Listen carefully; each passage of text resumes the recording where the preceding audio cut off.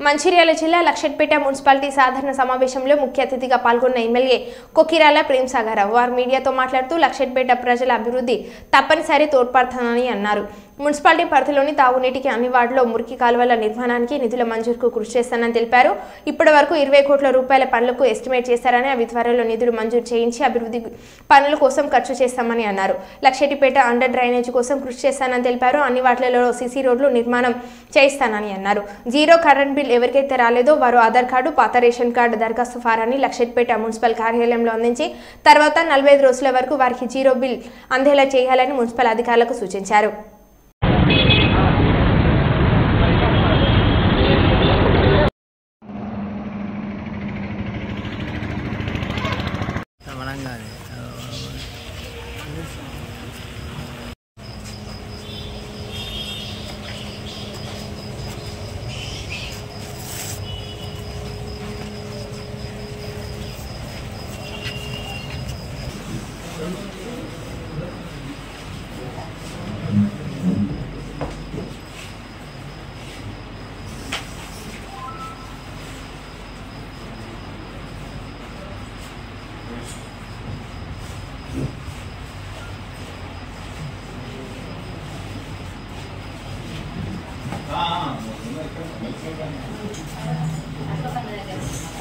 Neeraj sir कौन देना सिरना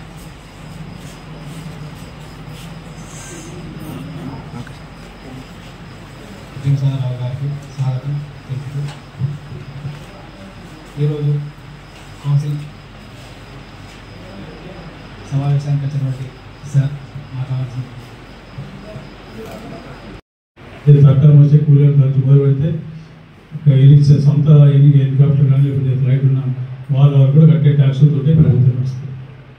so ఆ డబ్బులు ఖచ్చితంగా వాళ్ళ కోసం వాడాల్సి దాని ఏ రకమైన సందేహం దానికి ఏ రకమైన డిస్ట్రిబ్యూషన్ రెడీ.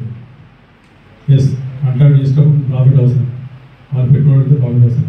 15% ప్రొవిజన్ పెట్టాల్సిన చేయాల్సి దానికి ఖచ్చితంగా చేస్తాం.